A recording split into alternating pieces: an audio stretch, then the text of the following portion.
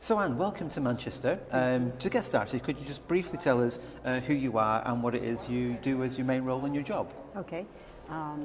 I guess I've spent a whole career on working to try to understand what it is that teachers know, thinking when I was a teacher that teachers had a lot of knowledge, but we had no way of sort of codifying it and getting it out there. So in some ways I've been a researcher on half of my body and a teacher on the other half.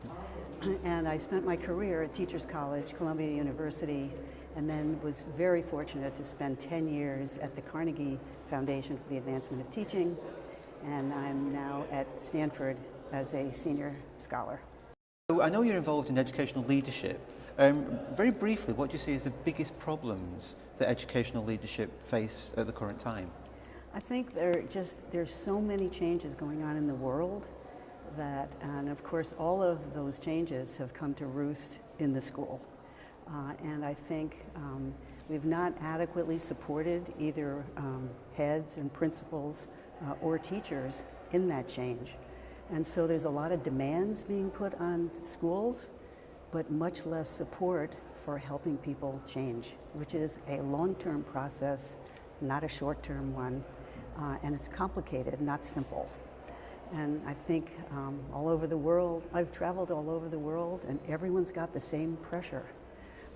But nobody so far that I've seen has really understood how complicated it is to be a teacher or a leader in this period.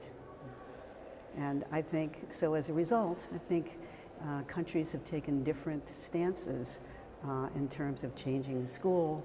In the United States, we are currently at a strange place where I think the people are now blaming teachers for things that are not going well, even though the student population has changed, the world has changed, the kinds of supports have changed, but teachers are now being put to blame. And so a lot of policies are being created to, in some ways, punish teachers rather than support them.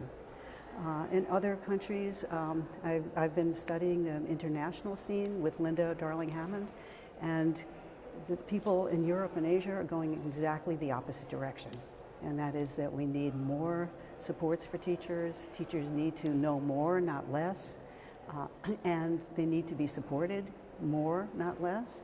And we need to create the kinds of conditions that will help teachers, not punish them.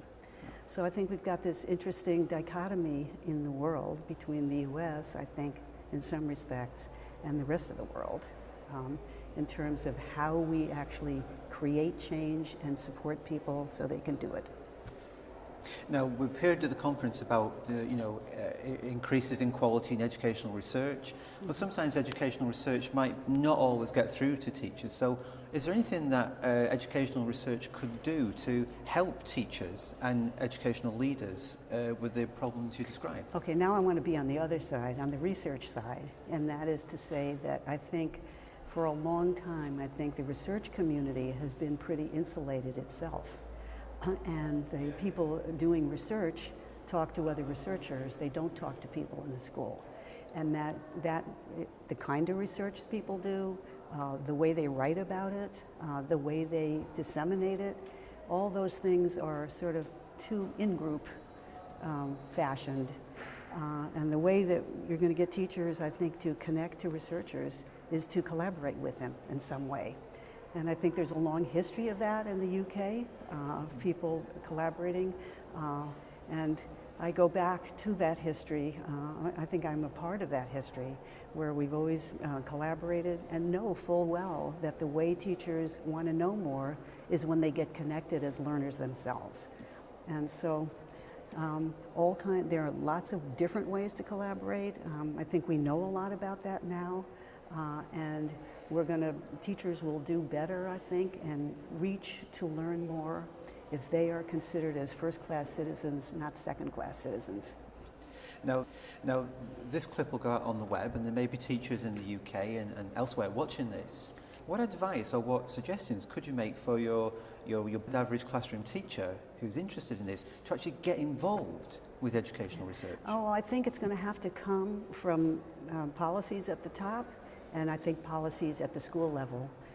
At the top, I think the UK has recently had some wonderful policies. There was a long-term project that I was actually a small part of, and that called Networked Communities, that was sponsored by the college, the National College, and it was very successful, but the policy people dropped it, which is pretty typical. And so my advice is that at the school level, heads can organize teachers to actually work together, to talk together about teaching. In my speech, I'm going to talk about that, how you can actually use technology to actually help people begin a discussion about practice, the very thing that teachers care about. And I'm glad I've lived long enough to see that even researchers care about practice now. They didn't a while ago. And so the study of practice has to be, I think, a dual thing on the part of teachers to actually begin to talk about their own practice and basically teach researchers how complicated practice is. And they can do that by engaging in a variety of forms of collaborative research, from action research, which has been in the UK for years, to, I think, more serious research about how teachers learn to lead, how they teach in particular subject areas. And I think all those things will be useful in helping teachers know more, do more, and obviously become more effective. I think all that's very, very good points to make. It does make me think about one theme area of the conference, which is impact. And we have lots and lots of educational research taking place, but it's not having an impact necessarily on the classroom. So how do you think we should actually look at improving that impact, and what should we do to actually measure how the impact we have with our educational research? I think my own view is that if teachers are involved in these things, they're not going to fight them. And if they're not involved, they're going to fight them, because they will believe, and I believe rightly so, that it assumes teaching is much more technical than it is. It's technical, yes, but it's personal, it's humane, it's much more complicated. It has so much to do with your relationships with your principal, with other teachers, with your students, differences in subject matter, differences in how the school behaves as a culture. And so when researchers become more sensitive to those kinds of things, I think they will know that they have to collaborate in some way with teachers. And I don't think the entire research community needs to do that, but I think more and more researchers who care about practice are learning how to do that. I mean, at AERA, the largest division at AERA is teachers and teaching, and that is the Division K. There are more people in that division than any other part of the research community. And I think that speaks to the fact that that's where a lot of people are. And those people, I think many of them, are going to have to learn how to connect to teachers in a way that respects the research community and its standards, and also learns about the teacher community and its standards.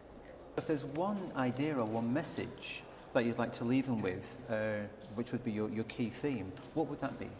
I think the one idea that I would have is that teachers not fear, but in fact embrace the idea of leadership as teachers.